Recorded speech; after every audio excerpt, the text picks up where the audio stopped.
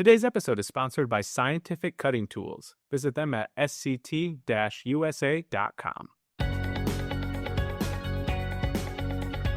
Aerospace and defense manufacturing. Machines and automation. Additive manufacturing. Smart manufacturing. The global manufacturing economy.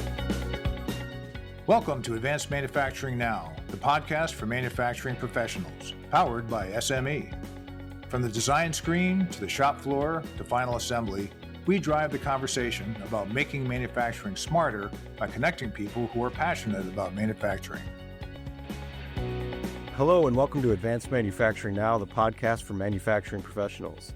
Don't forget to like and subscribe to get new episodes delivered to your feed each week.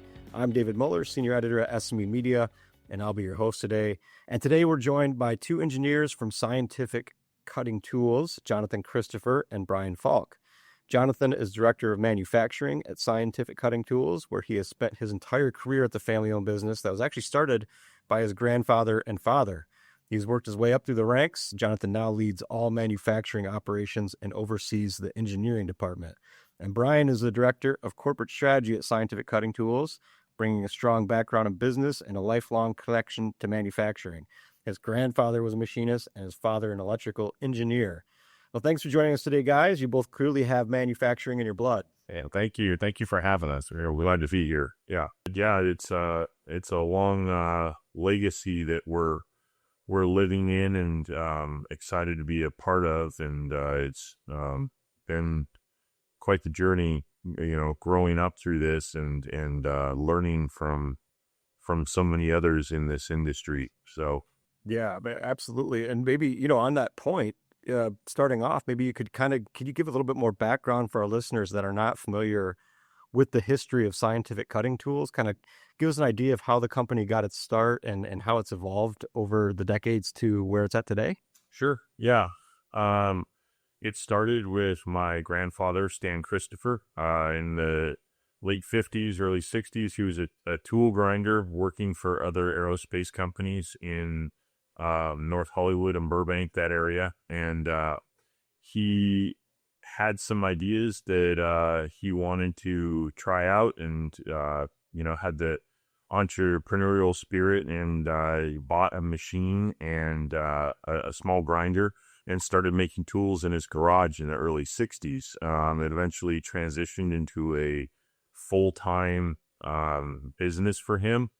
And he went from his garage to a small building. And then, my dad grew up in it, starting with sweeping the floors and then working summers and running mill and grinder and whatever was needed. And they eventually had a couple of facilities in Burbank, which is where my dad and my aunt helped to expand the business, starting there. And then in 1995, they moved the business to Simi Valley, and we greatly expanded the amount of space we have. And it was during that era that the business really grew towards what it is today. I love that he started. That's the classic kind of start the business in the garage story. What are you, so you obviously, you grew up in the family business, or a third generation carbide tool maker. And Brian, you joined the company later by marrying into the family. Is that correct? I'd like to hear kind of from both of you, if possible, to kind of see how did those different paths shape your view of manufacturing and your approach to innovation at the company? Yeah, well, like you said, I kind of married into it. So I married Sarah, which is Dale's oldest daughter, Jonathan's older sister. So we got married around 2007. So I got to kind of see the business as they were moving and growing. And they were at 110 Easy Street in Simi Valley at that point. We're now at 220 Easy Street. So we've expanded even beyond there. Sarah and I got married in 2007. We moved to Texas for, opportunities to grow our family. I ended up getting a job initially as an accountant. And then a few years later, I got hired on at Lockheed Martin, where I got to work with subcontract management. So I got to work with a lot of companies where we were subcontracting from Lockheed to companies like Scientific Cutting Tools. So I would negotiate contracts, work with engineers, trying to get parts produced for the F-16 and F-35 fighter jets. So I kind of got to work the other side of the SCT business. And then a couple of years ago, Sarah and I decided to move back to California to be closer to family, and there was a position open at SCT, and I got started here, which has been great. I've been working on and with the engineering side, with the contracts, also on the business side. So it's been really good experience for me. I've really enjoyed it. Excellent. And just to be clear for our listeners, Dale is the second generation, your father-in-law, Jonathan's father. And Jonathan, from your perspective, how did your path kind of shape your view of manufacturing and innovation today? Well, yeah, I think that growing up in it and seeing that how my dad approached it greatly influenced that. And then also with a handful of other engineers and tool makers that we've had here along the way, and seeing how they did things have all had a pretty big influence. But like, for example, my dad introduced CNC into our business in 1988. I was a very young child at the time, but that idea has been part of how my dad has operated through most of his career. And I think it's rubbed off of looking to see what the next piece of technology is out there, the next advancement in how to get the job done better. For grinding to be moving into CNC at that point, that was pretty early. And we've also adopted things like cobots in more recent years on some of our lathes and mills for our machining department. That was, early adopters on some of that technology. And so just trying to stay focused on the, what's available, what can keep us efficient, keep us moving forward. I try and look at that from both technology and products. Yeah. I mean, so the company's clearly not afraid of embracing what's new and, getting out ahead of things, before, because sometimes manufacturers, I'm sure you guys know, are kind of slow to adopt to new things. But and speaking of, one of the questions I want to ask you, customers, obviously their needs continue to change, they continue to evolve, and it seems like they're changing faster than ever. So how is Scientific Cutting Tools addressing some of these involving needs? Like, what type of investments are you making, whether it's new technology, inspection systems, manufacturing capabilities? What kind of things are you doing to stay ahead and deliver more value to customers today? That's a great question. So it is challenging sometimes, and we've tried to stay ahead of new technology, new things that are coming out, keep our tools high quality, high performance. So some of the things that we're doing now in order to achieve those quality and performance goals for our end user, we've have on order an Anka EPX machine, which is a honing machine for our tools to put a hone on the edge, which should improve performance and durability. We've also got an MX Ultra machine from Anka that's on order. Their Ultra series is kind of the newest thing they have out, which is even finer resolution on their drive technology. There's some new features involved in the machine that provide better tolerances. Just the newest thing going forward in grinding. And some of those things combined along with some of the Zoller equipment that we've gotten for checking edges and for checking tools, we're combining those together to provide a new lines of tools coming out that should be more focused on material specific applications, and just having all the right tools in our tool belt to address that. Are there certain sectors, because I know you guys have customers in aerospace, defense, medical, automotive, different sectors. I mean, are there certain sectors that are driving this change, or is it kind of across the board? Yeah, it's primarily aerospace and the space boom that's going on right now with the big names. They're launching into space frequently. They're more and more materials are the Inconel and Yeah, some of the nastier stuff, the Yeah. Tinel, and we're trying to get into developing specific tools with specific geometry and coatings that are designed to cut those kind of materials. yeah. They're a particularly difficult material to cut. Yeah. And so one of the things that we've done recently is late last year, we bought our own mill that, other than our machine shop, has milling equipment in it, but it's being used full-time for production on our port tools, the bodies for that. But we have a mill now that's dedicated just for tool testing and for research. And you say you got that last year? Last year, yeah.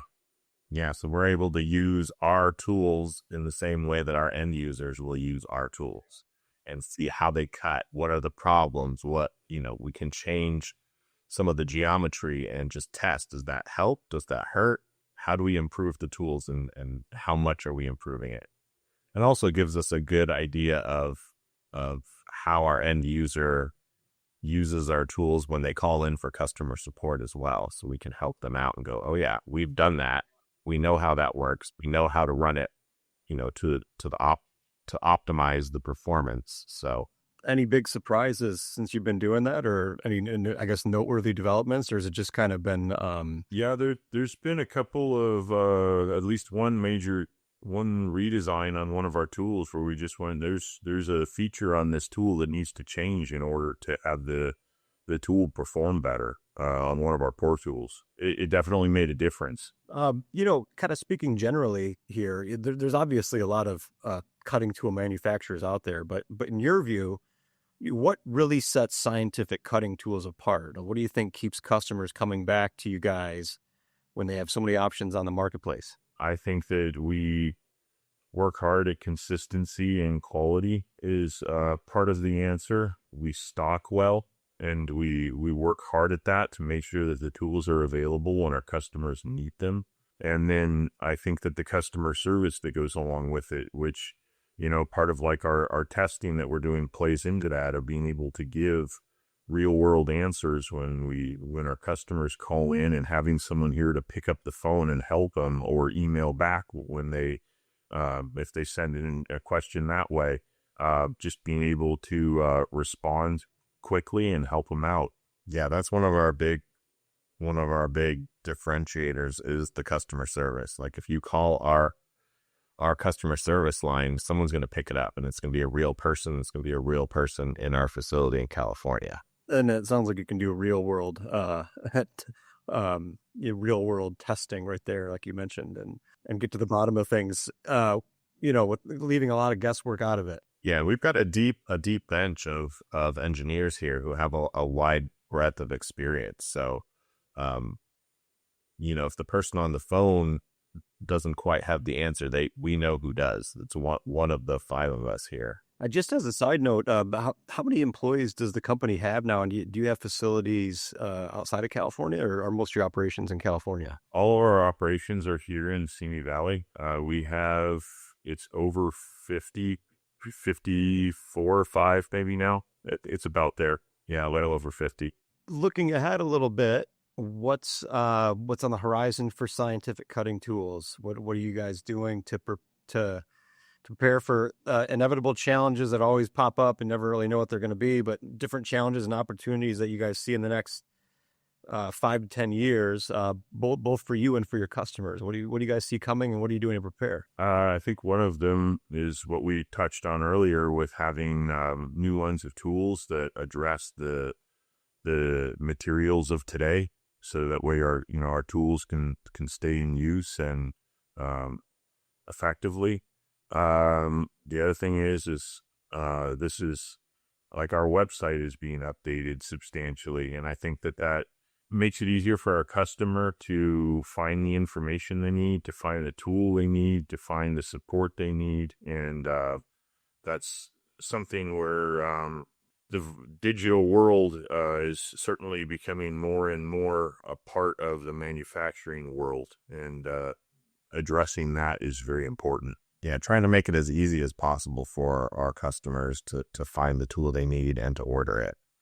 That's been one of our main goals lately. And just kind of, it's a matter of, like you said, the digital world, kind of choosing the right software and that kind of thing, which I guess, could also extend to your entire supply process and getting different ERP software and that kind of thing. Yeah, and PIM software, our product information management, so that we have, a data set of all the information about a tool in one place that we can share with our distributors or customers on, different degrees, and that makes a big difference too. Are you using artificial intelligence? Obviously, it's a huge buzz phrase right now. Is it affecting you at all, or are you using it anyway yet, or is it not necessarily applied to what you're doing? We use it somewhat in our offices. Yeah, we don't use it in manufacturing yet. I'm starting to research it. Like I said, we have a machine shop where we're turning and milling the steel bodies for our port tools, the carbide tipped work. And I am looking to see how we could use AI to generate faster tool paths. Program faster when we're making those bodies in our CAM systems. Like, first you obviously would have to gather the data, and then I think that's a lot of the reason a lot of manufacturers don't use AI in a lot of ways is just because they don't necessarily trust the data of the AI. I don't know if that's kind of applicable what you're saying there, but it sounds like you could maybe gather the data and then have. I think that AI will become more and more relevant even in tool path generation, but it's the sort of thing that you still need to verify when it's done. But I think it will start to cut down time on programming for sure.